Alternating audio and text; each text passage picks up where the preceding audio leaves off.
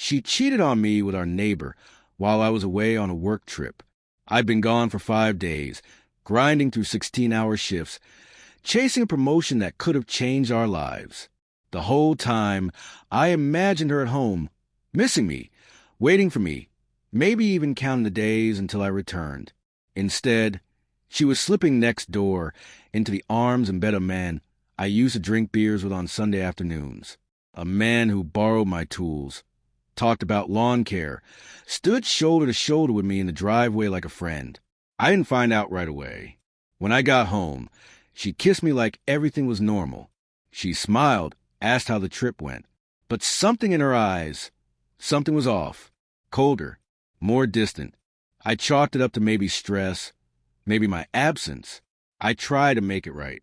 Brought her flowers, cooked dinner, suggested a weekend getaway. She declined every gesture, without much thought. That's when the unease began to crawl beneath my skin. A week later, I was chatting with our other neighbor, Linda. She smiled and casually said, "It's good you're back. Your wife and Rick were getting awfully close while you were gone."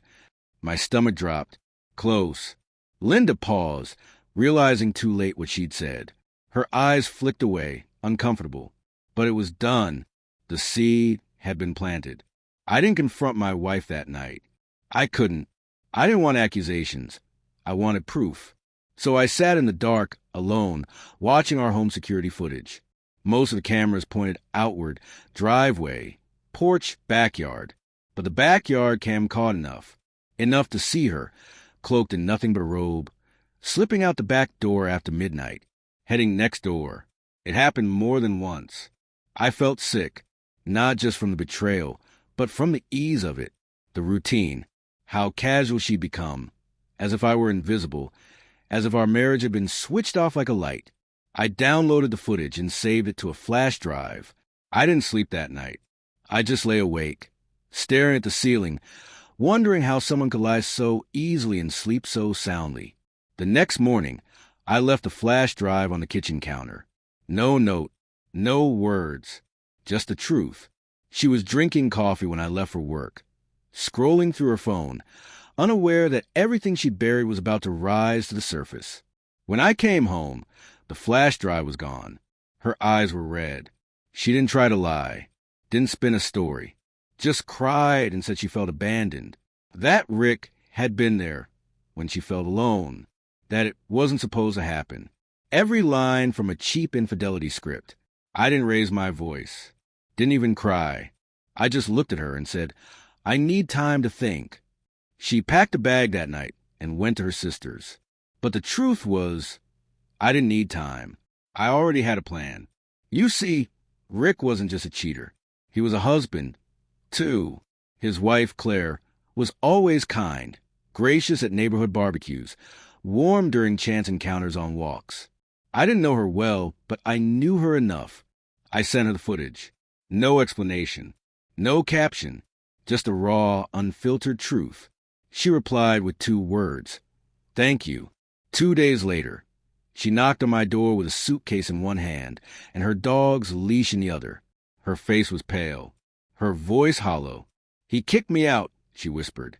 "I don't have anywhere else to go." I opened the door wide. "You do now." We didn't talk much that first night.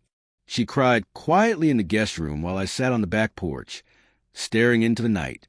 But her presence brought a strange calm, not romantic, not yet. Just 2 people carrying the same weight. Over the next few weeks, we found peace in small things. She played piano in the evenings. I cooked breakfast. We took long walks with the dogs, trading silence and soft conversation. It felt natural, gentle, safe. Meanwhile, my wife tried to claw her way back. She begged for counseling, offered apologies, promised change. But I had none of the fire left. I told her the truth. "It's too late. You broke something that doesn't get fixed with words." Rick tried his own version of damage control, too. Told Claire she was being dramatic, that it didn't mean anything. She laughed when she told me. "They always say that," she said, her voice bitter, "when they get caught." One night, a month after Claire moved in, we were sitting on the porch, sipping wine, under a silver dust sky.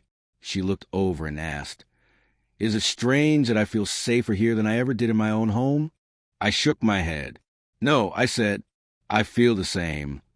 Eventually, the neighborhood noticed. Whispers followed. Some people sided with my wife and Rick, pretending it had all been a misunderstanding. Others offered kind smiles, quiet nods of support. I didn't care either way. Let them talk. 2 people destroyed something sacred. 2 others built something honest from the ashes. Claire never officially said she was staying. But over time, she stopped calling it the guest room. She added her touch to the house. A new rug here, different towels there, her favorite tea in the pantry. The place started to feel alive again. We weren't a couple. Not exactly. But something real was growing, founded not on rebound or desperation, but understanding. It was more than healing. It was truth. Looking back, I have no regrets. Not for the silence. Not for letting my wife leave without a fight. And certainly not for opening the door when Claire had nowhere else to go. Sometimes justice doesn't come in the form of revenge. Sometimes it arrives in quiet choices, steady hands, and the comfort of knowing you're giving a home to someone who truly deserves it. And watching the ones who hurt you slowly lose everything they once took for granted.